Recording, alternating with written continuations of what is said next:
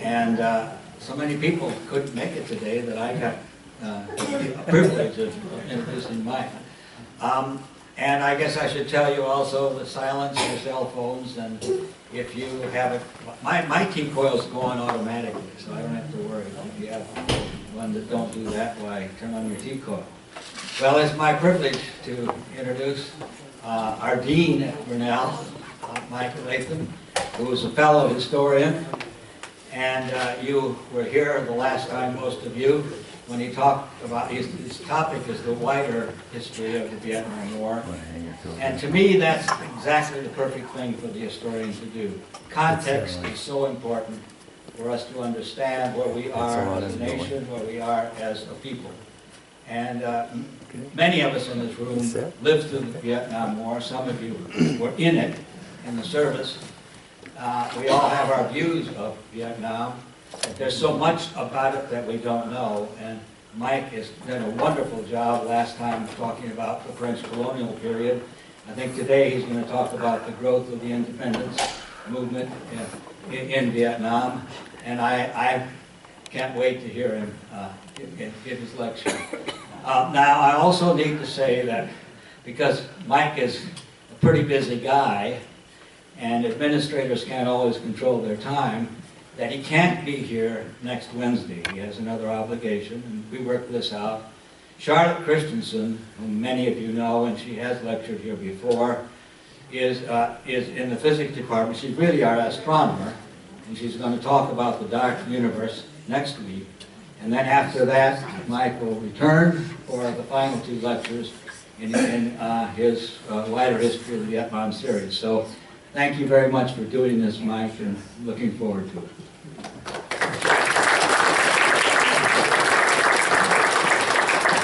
Thank you, George. It's a pleasure to be here and to see all of you. Can you hear me okay? Yes. Terrific, thank you.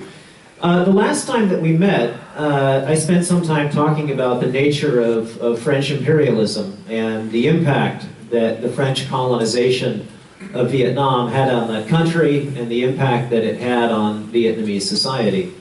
And I talked about several major effects. I talked about the way that the French created a new infrastructure, roads and canals, and the beginnings of a communication and transportation network, how this ended a lot of the more isolated village life within Vietnam. I talked about the French creation of a land market, what it meant for the French to introduce a system of a tax policy and a monopoly system that began to build a large transformation, which created a majority of the population that became landless or tenant farmers, taking people away from an older system in which land was allocated on a periodic basis for use and creating a system of land ownership. I talked about the creation of a French system of plantations and ultimately the introduction of wage labor and the beginning of a wage laboring class among Vietnamese. And then finally I talked about the French attempt to pursue a strategy of direct rule, to actually govern the country as directly as possible instead of working through a kind of Vietnamese intermediary structure. And all of these changes began to produce systematic Vietnamese resistance. And earlier we talked about resistance that was largely led by scholars, a kind of scholar gentry movement, often not very well organized, and divided. And I mentioned last time that we met how two of the leading proponents of resistance to the French had very different views about the way in which independence might be secured. One arguing that they should try to emulate Japan, that they should try to pursue a strategy of armed revolt, another insisting that they should have the French live up to their promises, and that ultimately only after a slow period of French support and transformation would they be able to achieve independence. That led to the beginnings of a nationalist organization, which I mentioned had largely been wiped out by 1930. But it did sow the seeds for a deeper kind of transformation within the country, and the sense of nationalist resistance continued to build. And finally, with the emergence of the nationalist movement that was led by Ho Chi Minh, the resistance to the French moved in much more decidedly radical directions. And I want to talk about this transformation today because I think it's really quite fundamental. There are two defining characteristics of the approach that Ho Chi Minh would ultimately try to promote and would ultimately prevail in terms of a resistance to the French. The first was an attempt to create a covert nationalist organization with genuinely revolutionary goals. The organization that Ho Chi Minh would help found, that many others would rally to, was determined to achieve not only independence from France, but was determined to achieve a radical change in the class and economic structure of the country. And that's really quite important. They were not merely seeking the removal of the French, although that was always their primary goal, but they did have an ambition for a fundamental restructuring of Vietnamese life, society, and economy. They were determined to alter the composition of society itself, and they were going to appeal to the mass of the peasantry to do that. The second main characteristic is that what Ho Chi Minh and the other Vietnamese radicals began to do was to identify Vietnam's position under French Empire, under French domination, as part of a worldwide phenomenon. And they began to identify Vietnam's position as part of a pattern that was unfolding across the world, as many countries were in fact subjected to imperial domination.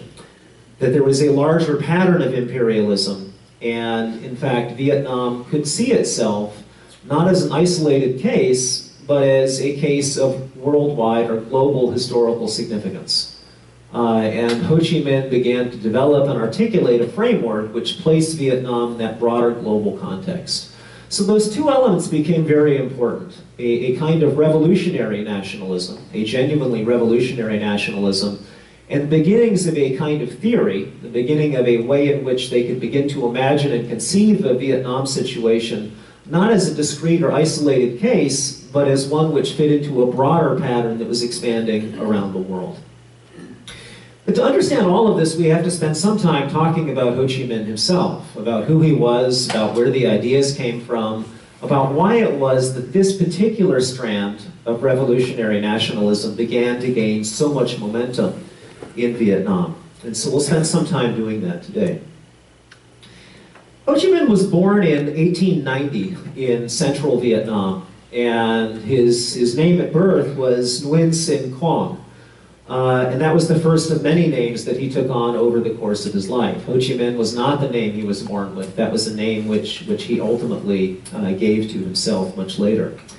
His father was a former civil servant in the government under the French, and his father had become steadily disillusioned with the French rule of the country, frustrated by what he saw as the failure of, and really the lack of meaning, which there was no more meaning to be found in the kind of Confucian and scholarly tradition that he had come from. He was deeply dismayed by this. Ultimately, he left his position working for the French and became a school teacher and a wandering scholar.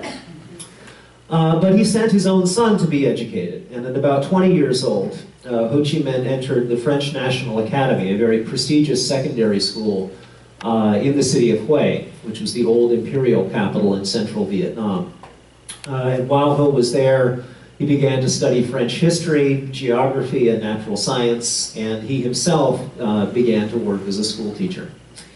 But his real ambition was to learn as much as he could about the West, and then ultimately come back to his own country to try to lead a movement in Vietnam. So he took a number of jobs. He worked as a galley cook on French freighters starting in 1911. He was away at sea for nearly 3 years, traveling on French freighters, working as a cook. In fact, he would be out of the country for the next 30 years. So he left Vietnam when he was about 21 and was out of the country until he was about 51. So for a 30-year period, he was outside of the country. And the story here is really kind of amazing. So he worked as a galley cook on French ships, traveling by sea to France, to India, and to the United States. He worked briefly as a laborer in Brooklyn. Hanging out in Brooklyn is something that many young people do. Ho Chi Minh did that himself. Spent some time in Manhattan, was stunned by American skyscrapers, was stunned by sort of this rapid industrial growth which he was witnessing there. Met Chinese immigrants in New York City and began to speak with them about their experiences.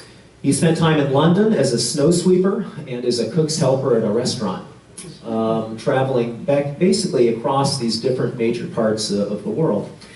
But ultimately he gravitated toward Paris and the intellectual life in Paris, even though that meant that he was probably going to be living in poverty. He arrived in Paris in 1917, just as World War I was coming to a close. And those who knew him described him as small, frail, gaunt, intensely hardworking, and passionate. About 100,000 Vietnamese had arrived in France during World War I. Many of them working as soldiers, many of them as laborers who were recruited by the French government to serve during the war. And Ho became very interested in trying to convert them to the nationalist cause. And he created an organization called the Association of Vietnamese Patriots. And as the war drew to a close, Ho began to imagine that there was a moment, a kind of historical moment, where there was a real opportunity for politics in the world to change. And interestingly enough, one of the people who Ho was deeply inspired by was Woodrow Wilson. And Ho traveled to Versailles for the peace conference at the end of World War I. And he had heard Wilson's speeches, and he had read Wilson's writings. And Wilson, looking at the causes of World War I, had identified imperialism as one of those causes. Imperial competition, Wilson believed, was one of the things that had lit this long fuse which created this cataclysmic First World War, in which a generation, an entire generation of European young men died in the trenches and battlefields of Europe.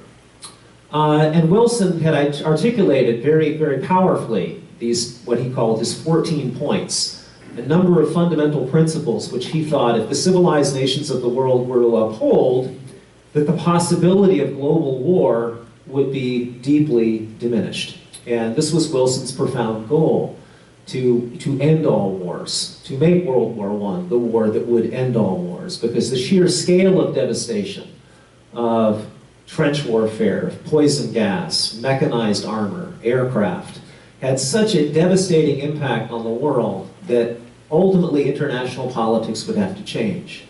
And so Wilson talked about a number of fundamental changes in diplomacy that had to take place.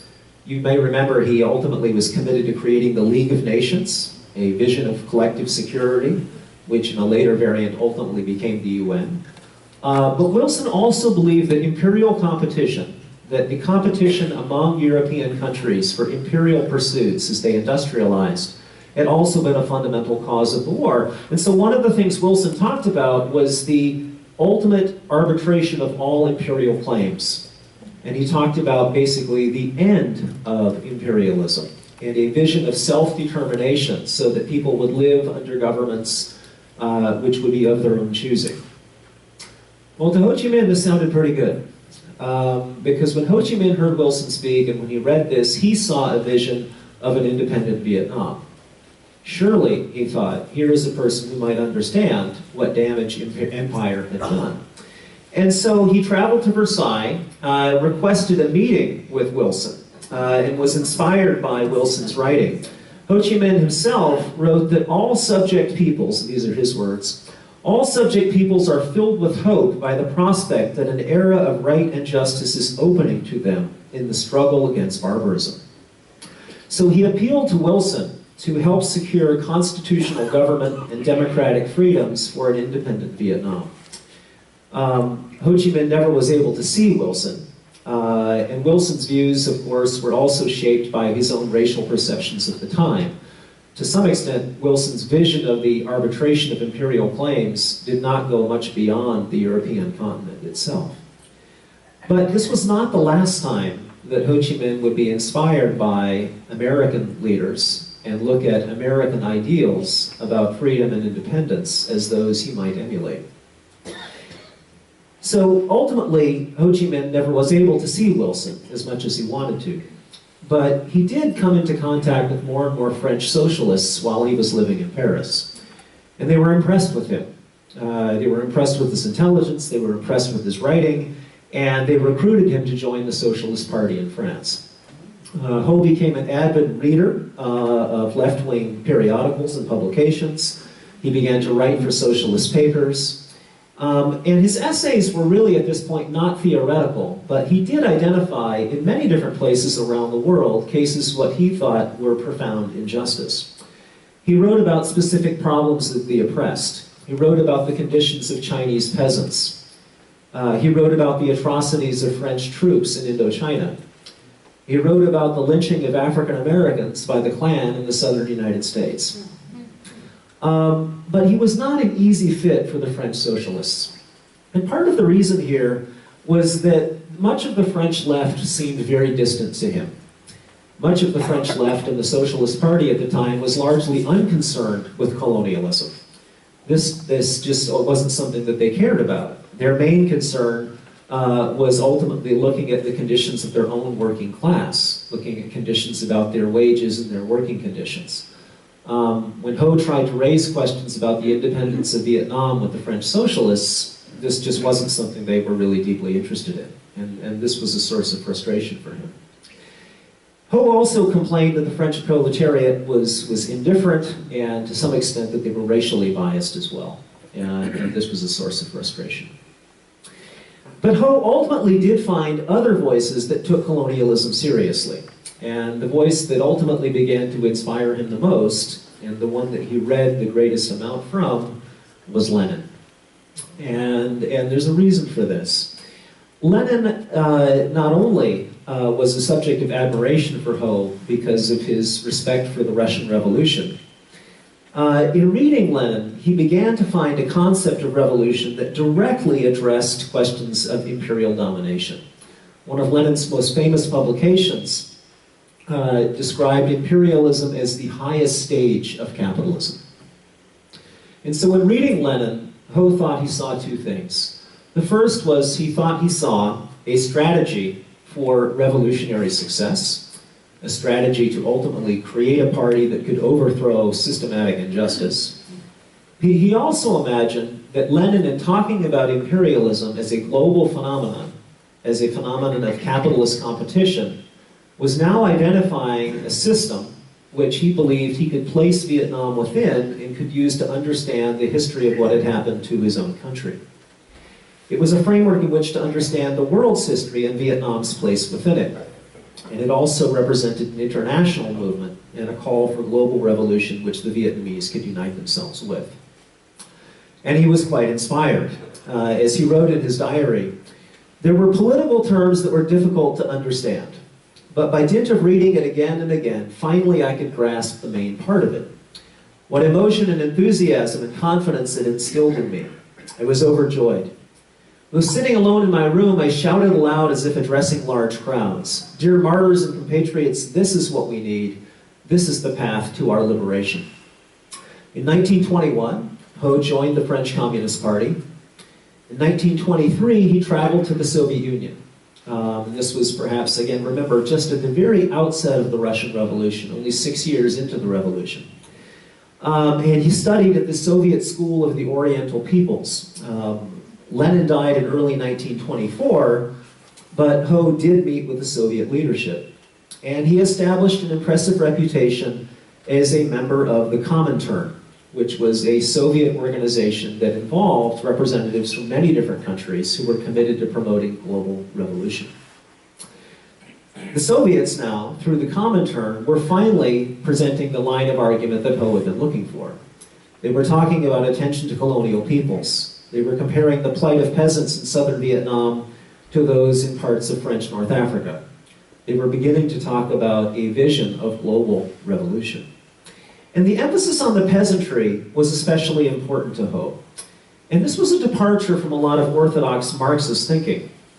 Interestingly enough, if you read Marx carefully, one of the things that Marx talks about is the idea that the true revolutionaries will be the industrial workers, because they're the ones who are the most profoundly alienated. They are the ones who have experienced the full exploitative nature of capitalism. They have the class consciousness to lead them to revolution. Marx imagined that people in the countryside, farmers, those who are not part of a full-blown industrial system, would never attain that kind of revolutionary commitment. In fact, if you read carefully in Marx, there are long passages where Marx talks about what he calls the idiocy of rural life. Well, this didn't appeal very much to him. But Lenin, however, was putting forward a different vision, and in meeting other members of the Comintern, he was starting to imagine here that there was something that was much more compelling. Interestingly enough, these arguments were quite similar to the ones that people like Mao Zedong in China would make later. Peasants could be a revolutionary force. They were not too isolated or apolitical, Ho argued. The revolt of the colonial peasants, he insisted, is imminent. They have already risen in several colonies, but each time their rebellions have been drowned in blood. If they now seem resigned, that is solely for a lack of organization and leadership. It is the duty of the Communist International to work toward their union. And so the Comintern leadership hoped that Ho could become a valuable force to promote this kind of revolutionary organization. In 1924, they sent Ho Chi Minh to southern China to begin forming a common front of progressive Southeast Asian nationalists. And he met with a number of exile groups. He created what he called the Revolutionary Youth League to train and educate committed Marxists, but he was still hoping to appeal to a wide audience. And so, following the guidance of the Soviets at this point, he actually toned down a lot of the rhetoric of world revolution and the rhetoric about the creation of a communist society in order to form the broadest popular common front that he could. He began to get recruits to the cause, where they trained together in southern China, and then some of these recruits were sent back into Vietnam to begin to organize in factories, on rubber plantations, in mines, and in schools. They began to establish unions, they began to establish political organizations in parts of Vietnam. And unlike past movements, they began to focus on working directly with the masses themselves. This was not a scholar gentry organization. This was not an organization that appealed only to the highly educated. They were trying to reach people who had never been politically organized in the same way. He believed, again, that alienated workers and the peasants were the key to revolution. As Ho put it at this point, the workers and peasants constitute the most considerable revolutionary force in society because they are the most oppressed and the most numerous. Being without property, they have nothing to lose but their chains, and they have everything to gain. As for the students, traders, and small employees, they too are oppressed by capitalism, but far less so than workers and peasants. They are merely allies in the revolution. Finally, in 1930, Ho Chi Minh organized the Indo-Chinese Communist Party, or the ICP, the beginnings of a structure which would endure throughout the rest of the revolutionary period. They put a much stronger emphasis on building a mass base through unions and peasant organizations and youth leagues. All of this was to be a part of it. And they began to build a structure of party discipline as well, creating central regulations, regional bureaus, lower-level branches, stretching all the way down to individual cells in schools, villages, mines, and factories. Ho Chi Minh himself was always a nationalist first. And I think this is an important point. His concern was how to achieve that goal and then to pursue a larger restructuring of society. The two went hand in hand for him, but independence was always the primary one. And so he wanted to pursue a strategy which would achieve that and then open up the space for the wider restructuring he was aiming for. That wider goal, that first goal of independence, would require patience. And so it would involve including middle-class members, including influential newspaper editors, and pursuing a broader approach. So he lived and he worked in China, in Russia, in Europe throughout this period. He was always in exile and always waiting for the right moment to return to Vietnam. World War II would provide that moment. And it's important to spend a little bit of time thinking about the impact of the war and why that was such a pivotal event. Ho and other Vietnamese revolutionaries found that their plans were radically altered by those international events. The coming of World War II led to another period of foreign domination of Vietnam and grave danger, but also created a moment of stunning opportunity. There were a number of crises unfolding in Asia at this point. Japanese ambitions for what they called a Greater East Asia co-prosperity sphere, meaning Asia under the control of Japan, began to unfold. Japan invaded China in 1933, seeking raw materials and resources to fuel Japan's own empire. Finally, they invaded Indochina itself, and they replaced the French government, seeking raw materials and rice, rubber, and minerals. And while they left much of the French colonial structure intact, the Japanese were determined to govern directly from above. And so the image that you see there of the bicycles, those are Japanese troops riding into Saigon as they are occupying the country. There were also, of course, major crises that unfolded in Europe at this point. Hitler came to power in 1933, violating the treaties of World War I, building a powerful army. Germany invaded Poland in 1939, invaded and occupied France itself by 1940. The Soviets and Germans then signed a non-aggression pact in 1939, and finally war began between the Soviets and the Germans in 1941 when Hitler's forces invaded the Soviet Union. The major questions that Ho Chi Minh and the leaders of the revolution faced was, how should we react? Which side should we align ourselves with?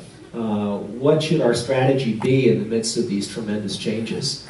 The French have been defeated in Southeast Asia. The French have been defeated in Indochina. They've been replaced by the Japanese. What should our response be in the midst of this? How can we define a strategy in the midst of these huge geopolitical changes?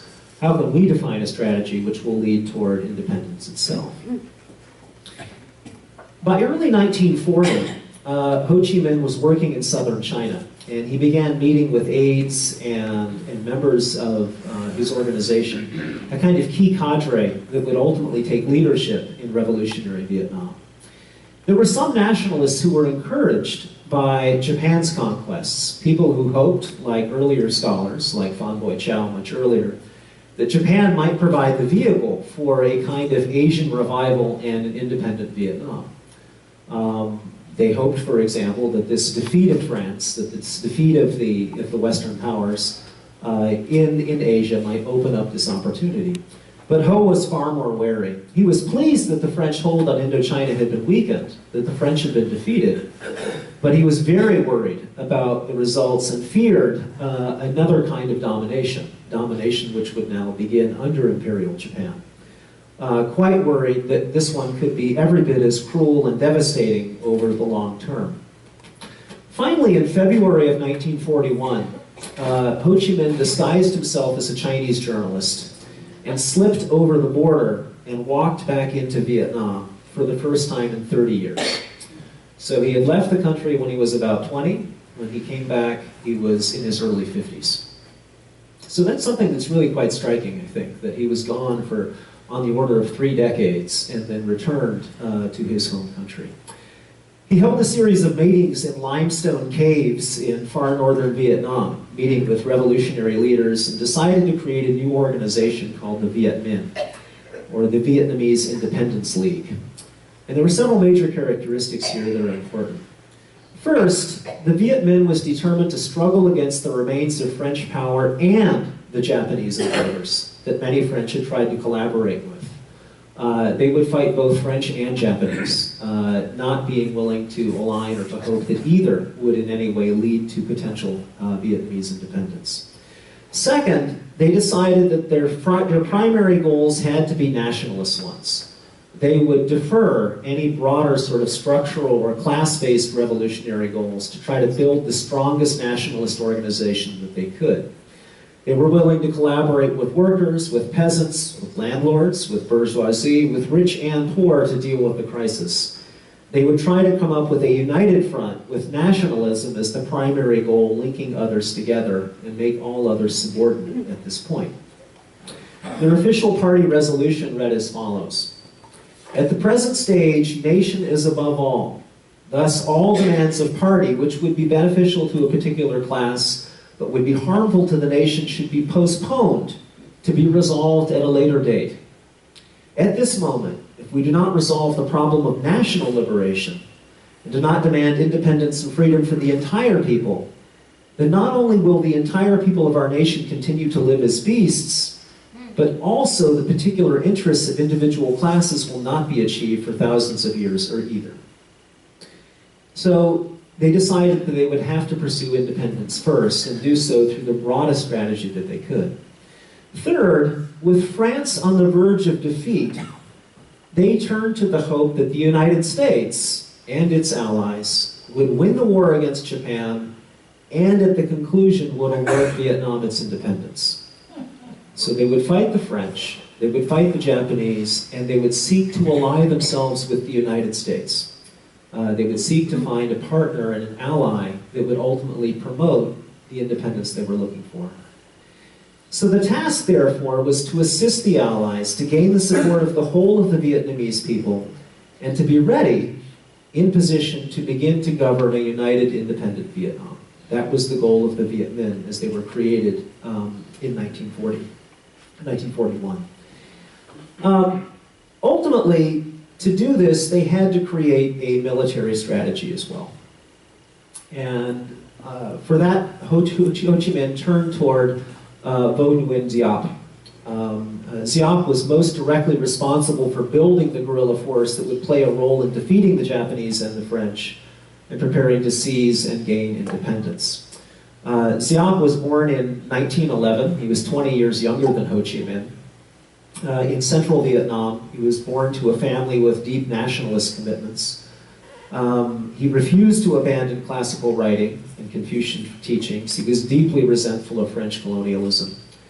And Diap began to teach Vietnamese history. And he attended the same high school that Ho Chi Minh had gone to 20 years before. By the time he was 13 years old, Diap was a political activist, reading anti-French literature. He was actually expelled from school for reading an illegal collection of Marx's works at his teacher's house. And he later put it this way. He said, "Nationalism made me a Marxist, as it did so many Vietnamese, especially intellectuals and students. Marxism also seemed to me to coincide with the ideals of our ancient society, when the emperor and his subjects lived in harmony, when everyone worked and prospered together, when the old and children were cared for. It was a utopian dream." He pursued a law degree at the University of Hanoi. He became a history teacher. And he joined the Communist Party in 1936. Admiring Ho Chi Minh, also impressed by Mao's accomplishments in China, building a peasant revolution there. He went to meet Ho Chi Minh in southern China in 1940. He left Hanoi on a weekend, his wife in tears as they said goodbye to each other near one of that city's lakes. His wife was soon arrested by the French. She and their child died in prison. His sister and their brother were then executed by a French firing squad. He returned to northern Vietnam secretly, then along with Ho Chi Minh. And Diap began to build a series of guerrilla bands, but he had no military experience. Again, he was a law degree holding history teacher. He was not a military man, he wasn't a military officer. He had never handled a gun before. His troops had a few spears, knives, and old rifles. At one point, they captured a French grenade, but they couldn't figure out how to detonate it. So that wasn't the most auspicious start for what would become a tremendous revolutionary military force.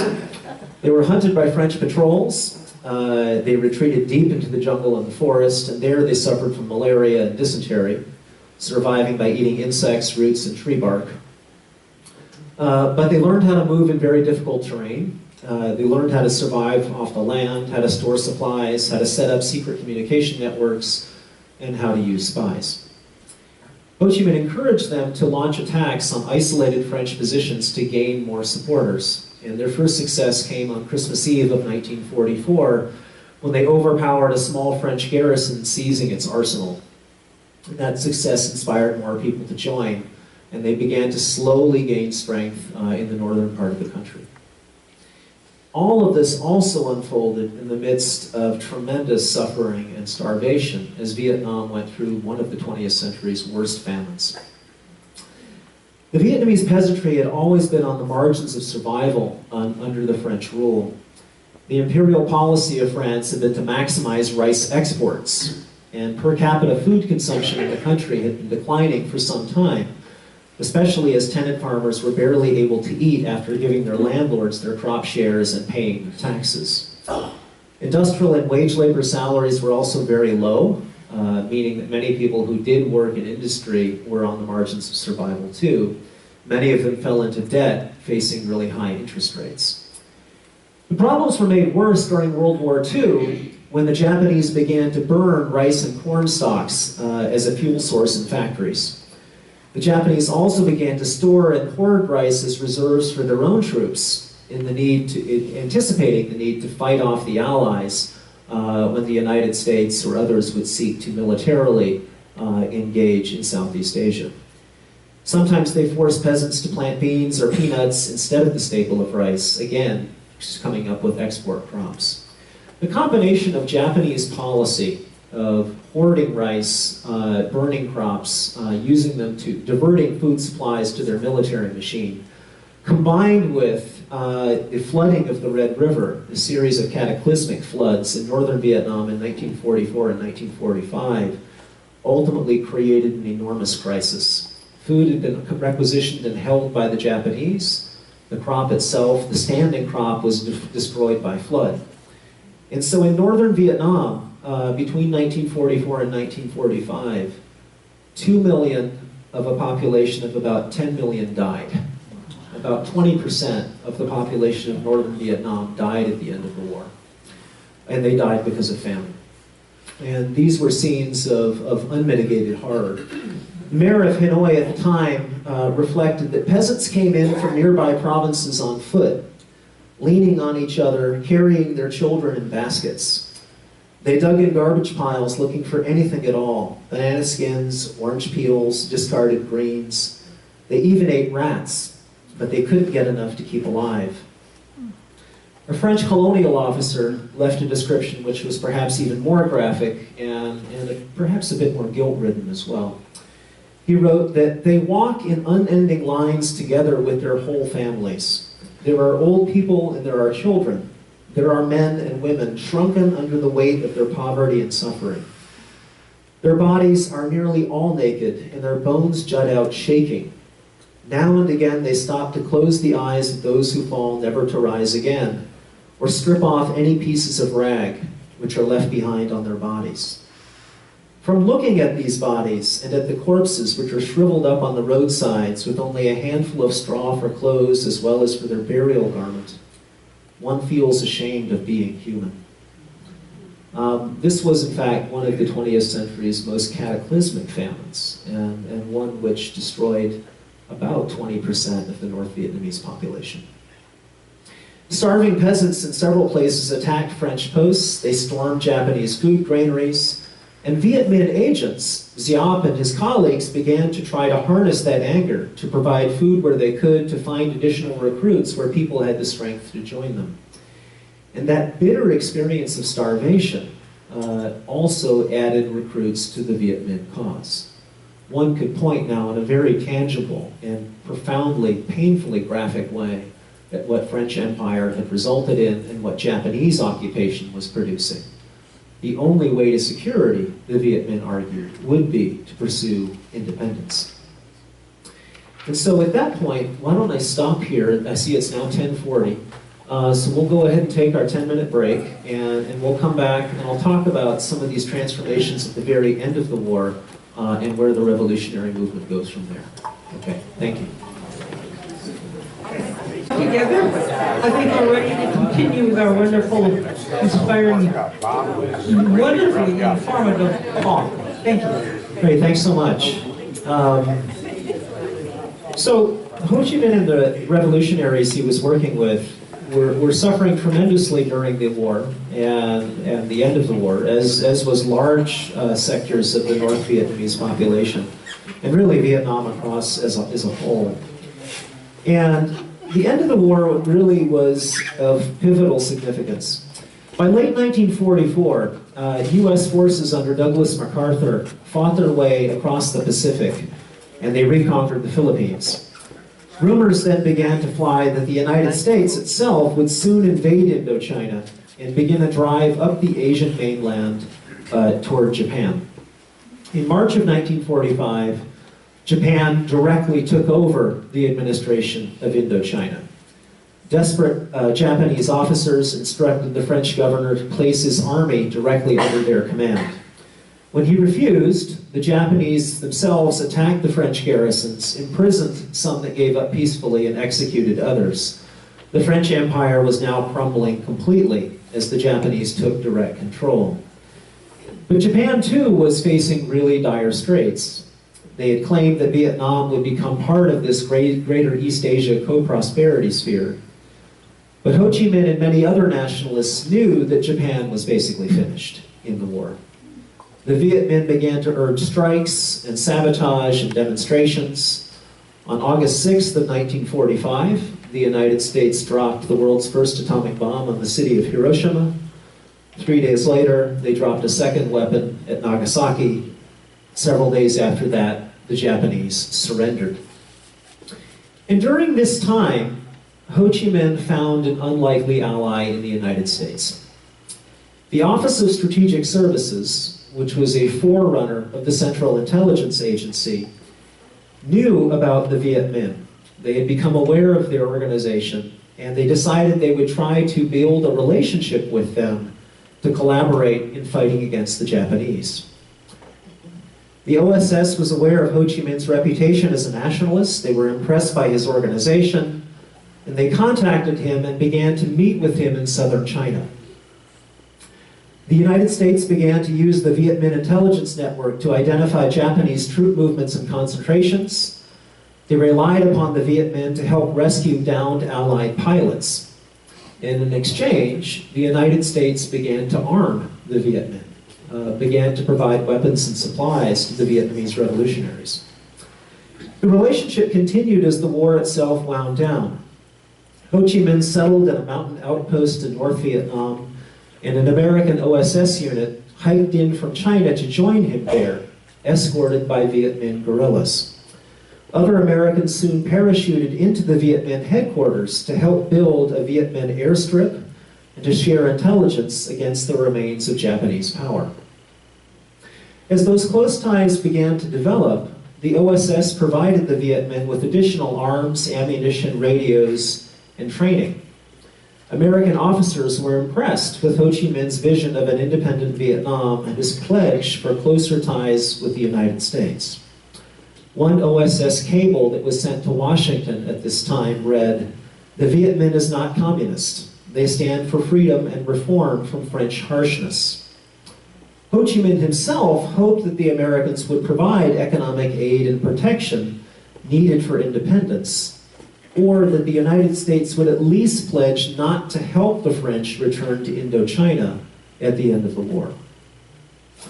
Finally, on August 16th of 1945, with the Japanese defeated, with World War II drawing to a rapid close, Ho Chi Minh seized the moment.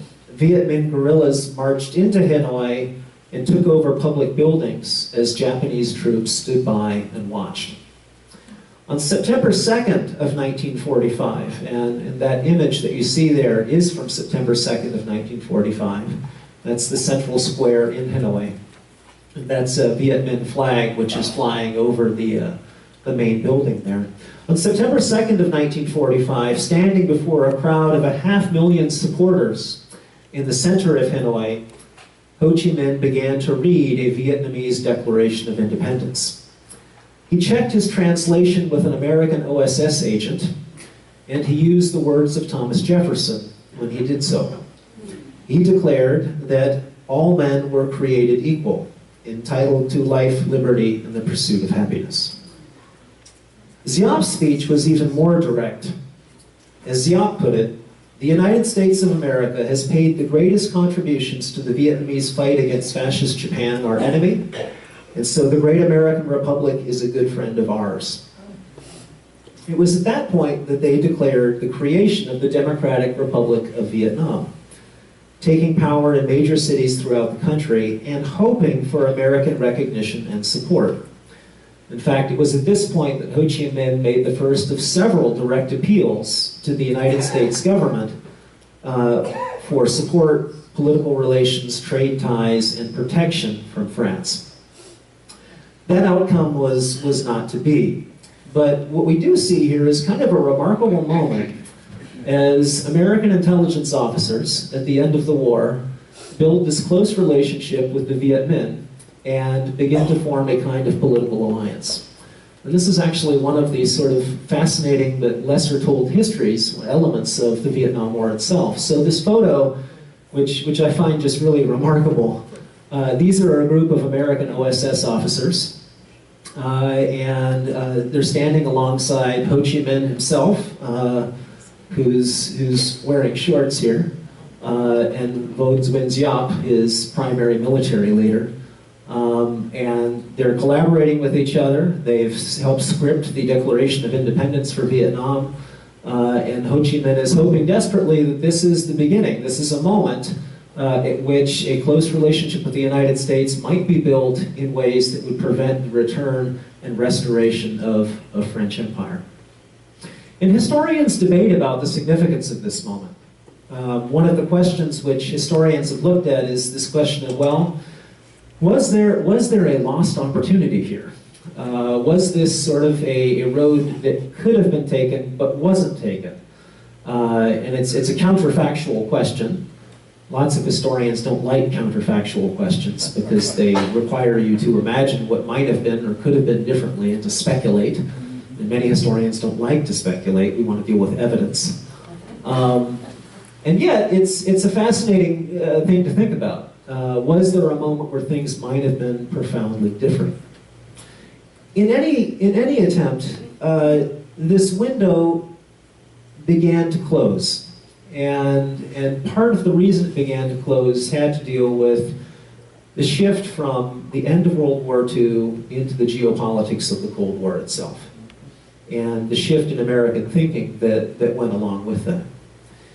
The French were deeply opposed to the Viet Minh Declaration of Independence in 1945, as you might imagine.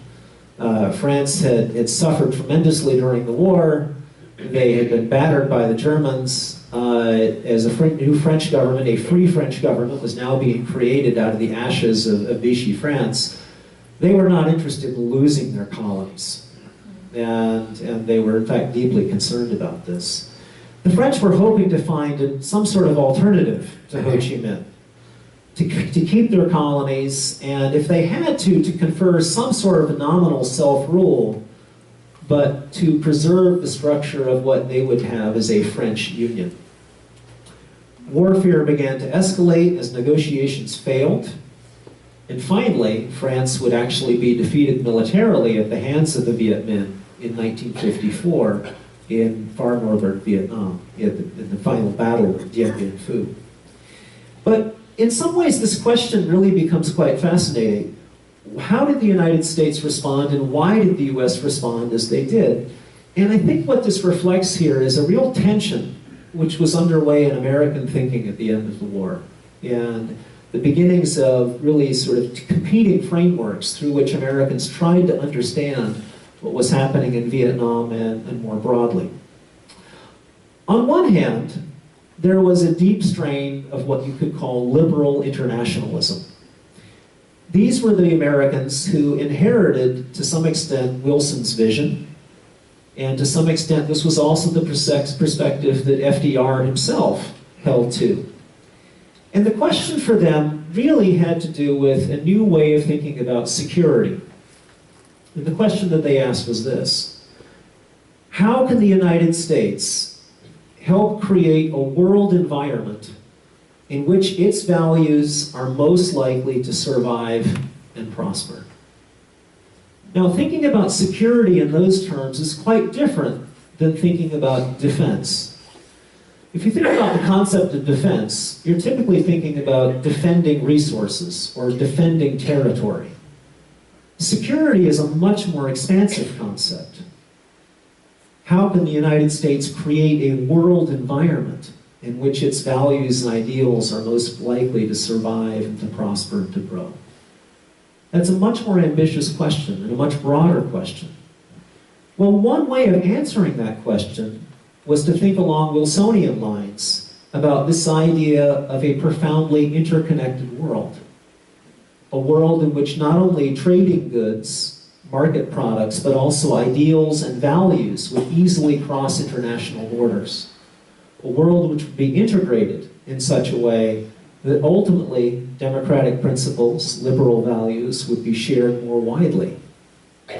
And a hope that to do this, we would create systems of collective security which would make war less likely.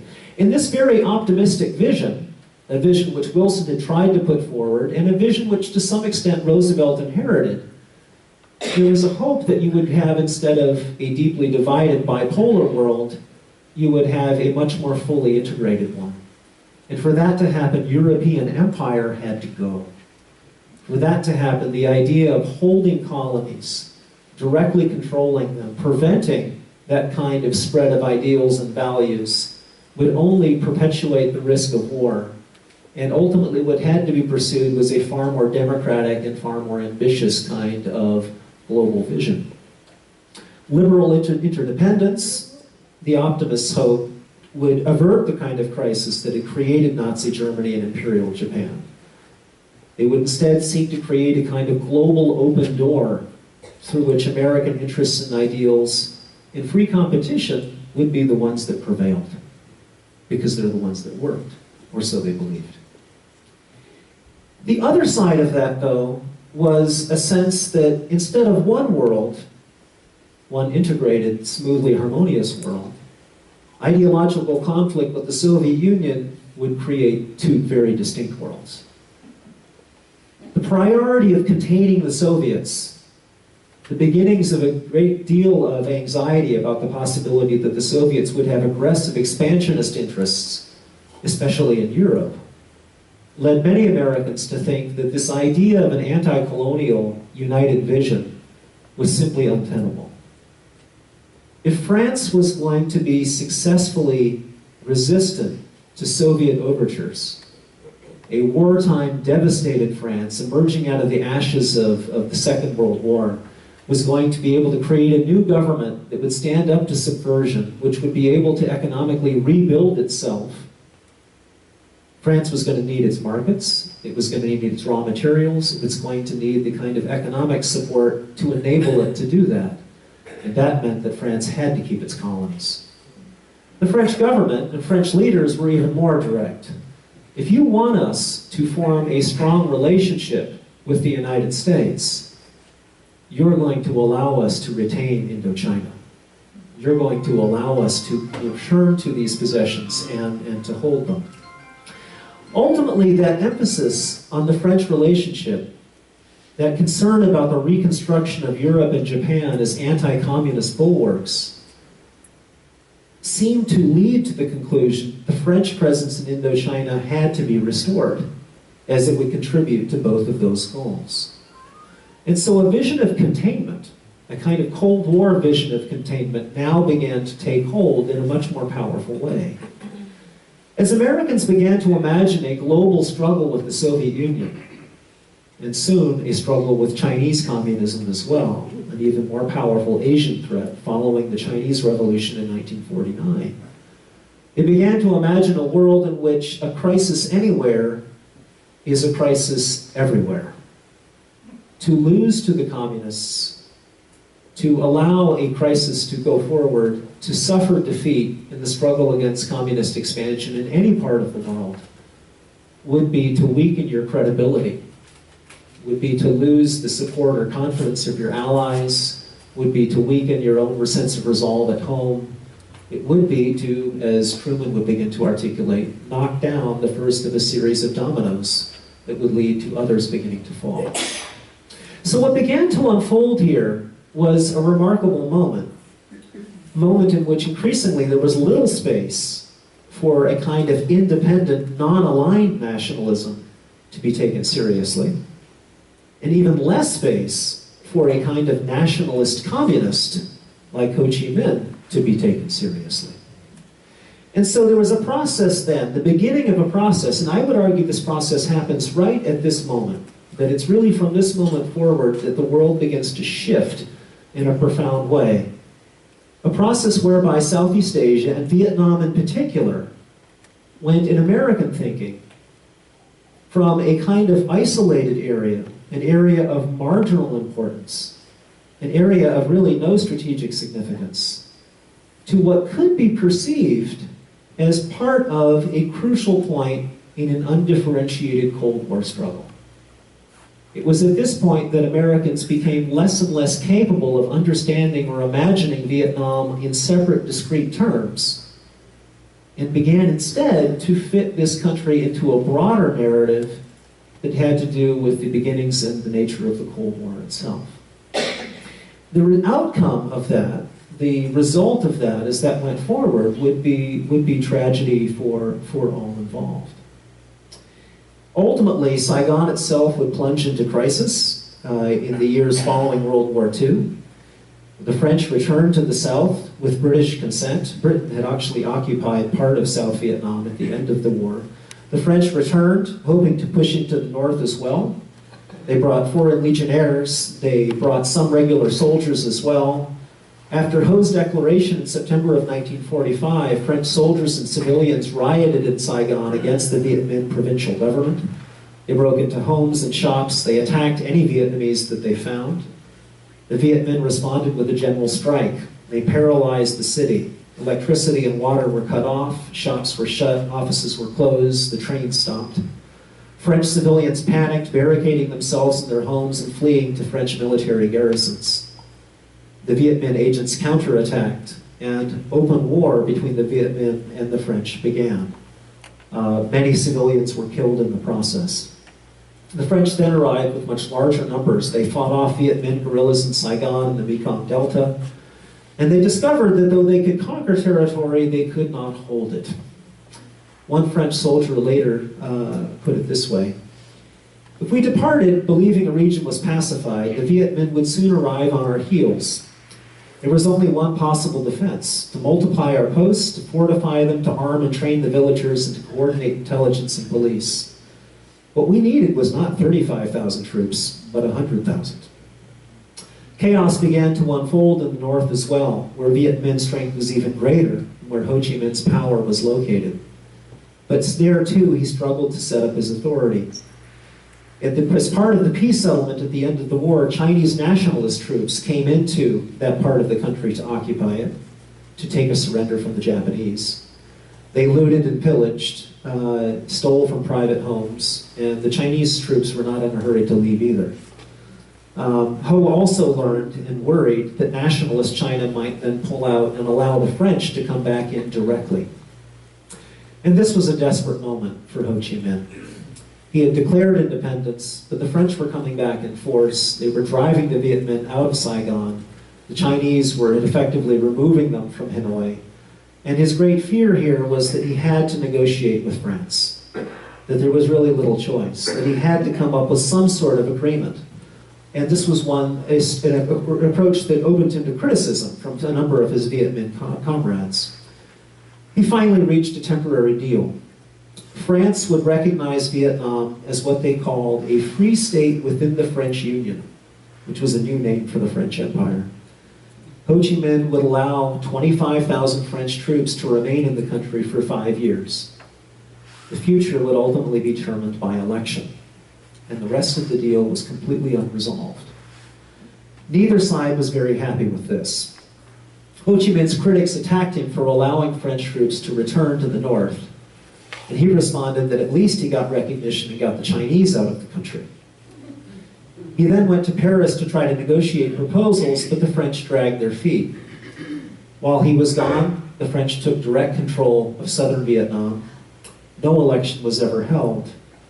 And Ho Chi Minh, believing himself caught between the ambitions of nationalist China and France, had little choice but to accept the situation. He was haunted by his concessions because he believed he had allowed a division of his country under France once more. Hardliners in the Viet Minh were outraged by this, but the agreement never really came to pass. Fighting erupted between the French and the Viet Minh in the northern port of Haiphong, a city not far from Hanoi itself. The French demanded that all Viet Minh troops leave the city. They refused. French attacked, then using infantry and aircraft, and they shelled the city. Close to 6,000 Vietnamese civilians were killed.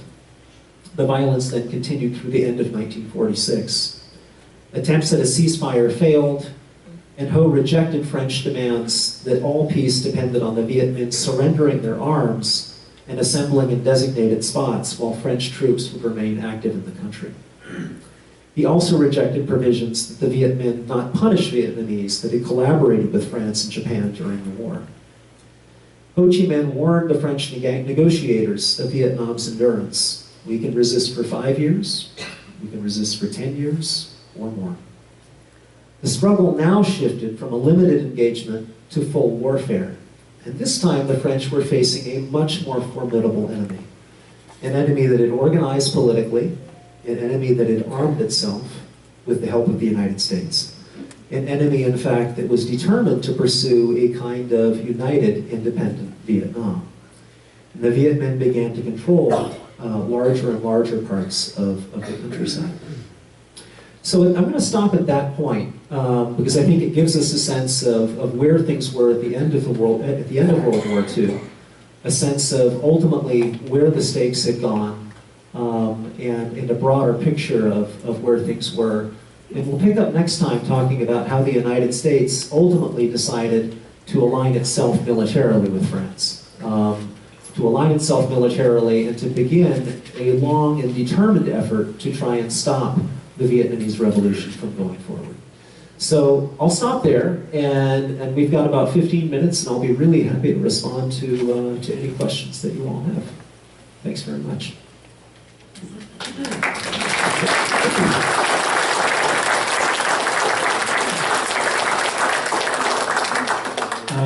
Yes, sir. We use that term of Indochina, but we almost never define it. Can you do so? Sure. So Indochina was the name the French came up with in 1887 when they created what they called the Indo-Chinese Union, and they occupied Vietnam, Laos, and Cambodia together. And so Indochina was the term that they used for that collection of colonial possessions. What does the Indo mean? I think it means it's. I'm sorry. I should repeat the question. The question was the term Indochina. Where does the term come from? And it was this French term, and I think Indo means it's south of a region geographically south of China. George? When Ho started his travels as a young man, it's clear that in the latter part of it, he's studying, he's got some goals and so on, but how intentional is in these travels with developing himself knowledge of the West and so on, or is it just partly a young man going out for adventure? Yeah, I think it's actually, the question was about Ho Chi Minh and his intentions. You know, he leaves the country when he's about 20 years old and ships off on French freighters. And it's a really good question. And I imagine some of it was, you know, his own sort of imagination and his desire to see the world and to find his fortune. But I actually do think he's pretty intentional. And I think part of it is because he inherits from his own father a sense of resistance against France, and he inherits and witnesses the unfolding of French control. And I think from a pretty young age, like people like Xiap, was deeply troubled by this and believed that the only way that he was going to be able to find a successful approach was if he engaged in that kind of study. He had to learn about the West, he had to understand these countries, he had to learn about politics, he had to in effect, broaden his understanding and horizon. The first 6 years or so, I think he is traveling around a lot. He's in London, he's in New York, he's He's doing all kinds of odd jobs. But by about 1917, once he gets to Paris, he's, I think, pretty intellectually focused and has a much more intentional approach. Can you tell us about his family? Did he have a wife? Did he have children? Did he have time for that? It sounded like he didn't. So yeah, the question was about Ho Chi Minh's family, and did he have, was he married? Did he have children? My sense is that he never married. My sense is that it's possible he may have had various romantic engagements and partners at different points in his life, but I think he was really, in many respects, kind of a lone intellectual for much of his time, and led this kind of sort of traveling independent existence. I'm struck by the fact, I still find it amazing that he leaves the country at 20 and has gone for 3 decades, and walks in back. I just turned 50 this year, so I'm imagining sort of what happened when I was 20, and such what a different person I was when I was 20 and who I am now. And sort of thinking about the change in a person's life over a 30-year period, and he walks back into Vietnam, and he arrives with what he thinks is a structure and an approach which is going to allow the revolution to go forward. Yeah. Do you have any ideas about how this horrendous famine was overcome? Yeah, how was the famine ultimately overcome? That's a good question. I'm not sure that it really was successfully overcome. You know, I think that the causes are pretty clear. It's a combination of politics and Japanese policy in terms of hoarding and taking food supplies, burning some crops for fuel, confiscating large amounts of rice to try to feed their own army, and then really a cataclysmic flood which unfolds and destroys much of the standing crop. I think probably a lot of the recovery from it was probably only brought on with the fall of the Japanese and the ability to begin to grow crop again. But I'm struck by the fact that 20% of the population died in the close of the war. I mean, of the population of northern Vietnam, 2 million of 10 million. Just thinking about the magnitude of that event is really quite arresting. And you can imagine politically what that did, because I think this was a population that increasingly was aware that this famine was not entirely an accident. The flood contributed, but they also knew what had helped create the conditions in which this kind of mass starvation unfolded. Yeah, George. Jacques becomes an extraordinary military commander, Yeah. a guerrilla type war, but he was a history teacher. Yeah. Are we supposed to argue that the best way to be a great commander is to be a historian? Yeah, so George's question, he points out, Ziap became this revered military commander, remarkably successful, but he was also a history teacher, and is there something about the study of history which makes you a more effective military leader? I would say yes, from an entirely unbiased perspective. But he actually is he's a remarkable person, and I think it's quite interesting because, and this is another point that historians wrestle with. And my students, when I would teach this, my students would say, well, look, okay, so is Ho Chi Minh a communist or not? Is Ziap a communist or not? And the answer is yes, that they are communists, but it's complicated. This question sort of, well, what would have emerged? And Ziap himself is a really complicated person.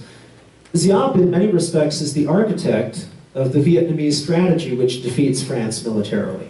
It's Ziap who builds the strategy that ultimately creates the kind of guerrilla force in northern Vietnam that fights France to a standstill, and then in this climactic battle at Dien Bien Phu militarily defeats the French. And they do this with Chinese help, with help from communist China. But it's a remarkable strategic accomplishment. And later on in the war, Giap is also, in some respects, a figure that, as he gets marginalized, and as Ho Chi Minh himself gets marginalized later in the war, they are a figure that consistently make and argue for better strategic options. So just by way of example, Giap was deeply opposed to the Tet Offensive in 1968. Le Duan, other radicals in the Vietnamese party, believed that they could have this mass uprising across the cities, that they would strike simultaneously against southern Vietnamese cities and towns, and the population would rise up and join them in revolution. And Giap was opposed to this. He said, look, they're not going to immediately rise up in revolution. We're not ready to strike cities and towns in large numbers yet. Our losses are going to be tremendous. I don't think this is the right strategy. Now, politically, ultimately, Tet turns out to have tremendous impact on the American side of the war. In some respects, it's a military disaster, but has very powerful political impacts. But he was opposed to the Tet Offensive. He believed that this was going to be a mistake. Ho Chi Minh himself, ultimately, later in the war, at least in part because he's more of a moderate, gets forced out of decision-making responsibility and decision-making positions. So by the early 60s, by the mid-60s certainly, people like Le Duan, people who are in some respects far more ambitious, far more determined to push the revolution forward in a more radical way, ultimately gain the upper hand. And so, in some respects, what I find especially interesting about Ho Chi Minh and about Giap is that communism provided them with a theory, and Lenin provided them with a way of thinking about Vietnam historically and strategically.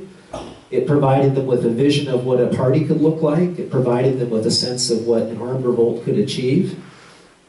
But their nationalist commitments, to some extent, always were deeply present, and to some extent were there throughout. This was, for them, sort of the ultimate deal.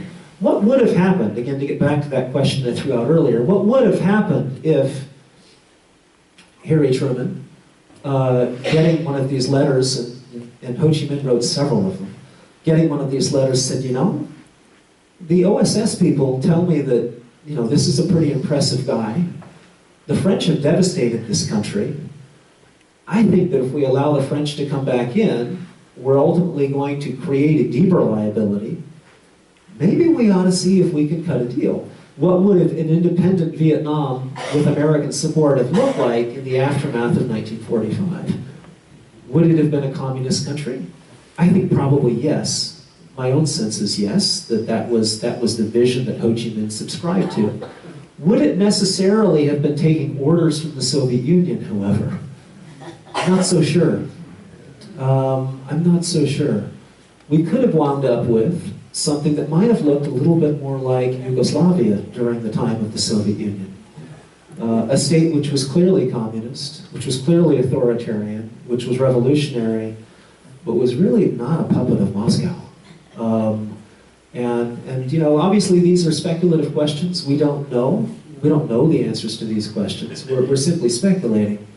But there's a streak to which, in many respects, people like Ho, people like Giap, while they were clearly communists, they were also deeply committed nationalists. And that vision was always the one that was on the front burner for them. Did Truman actually get the letters, or do we know? I believe the letters, the State Department got the letters. I don't know if Truman ever saw them. I'd have to check. But certainly I believe the State Department got those letters. Yeah. Yes? I think we ought to put Stalin in this picture too, because Stalin was going to definitely never allow Germany to attack them again. That's right. And there was the tremendous conflict as a result of his putting up his back. And Truman, I think, also reacted to Stalin and his positions in this, and the origins of the Cold War come about from there. Sure. So the question had to do with, well, how does Stalin and what was unfolding in Eastern Europe at that point come into play? You're absolutely correct. What the United States perceives as the beginnings of a Soviet drive to dominate Europe, some would argue Stalin perceives as a series of steps to determine that they will never be subject to land invasion again. And if that means that they need to control the states on their borders, that's what they're going to do. And so the beginnings of a kind of breakdown in the wake of the Yalta Conference in 1945, that's to some extent what begins to harden the Cold War vision that ultimately winds up being applied here. One of the things that I think is especially remarkable about the Cold War itself is that there's a dramatic narrowing of political possibility, as a kind of bipolar framework begins to take place. The idea that you could have a non-aligned nationalist, ultimately communist state, which Vietnam may have become, we don't really know. The idea that you would sort of have a broader space for non-aligned nationalism was something that increasingly American political leaders just could not imagine. Or it was a risk that they couldn't accept, a risk that they wouldn't accept. And I think it's at this point where a lot of the, pick a time. I think it's at this point where a lot of these forces begin to come into play.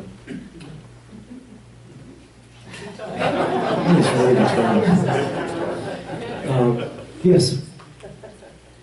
Outside of his time in Moscow and in China, did Ho do much either identifying or reaching out to other potential allies that he saw?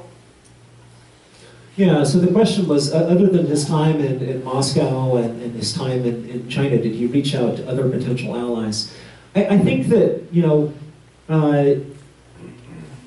he did try earlier to build ties with the French left. He hoped there were people within France, the socialists and others, who might be able to lead a kind of anti-imperial movement within France.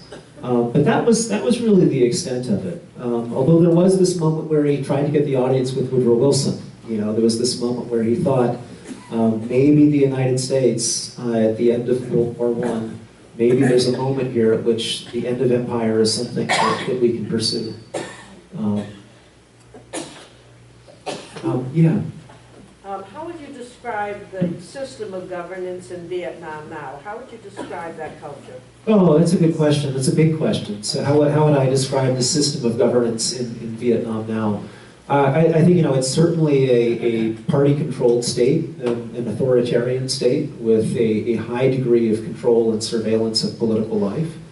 And yet, starting in the 1980s, the Vietnamese government also began to open itself up much more dramatically to a market economy. And so Vietnam took an approach by the late 1980s, which actually mirrored the one that China actually began to take as early as the 1970s, maintaining an authoritarian government, but moving to create a kind of market economy and trying to ultimately allow, under some controls, a kind of economic expansion to begin to take hold. And that was one of the things that, interestingly enough, unfolded pretty dramatically in the 1980s. And so when you go to Saigon today, what you see is this thriving economic center. I think that would be our last question. I have a couple of things I want to say.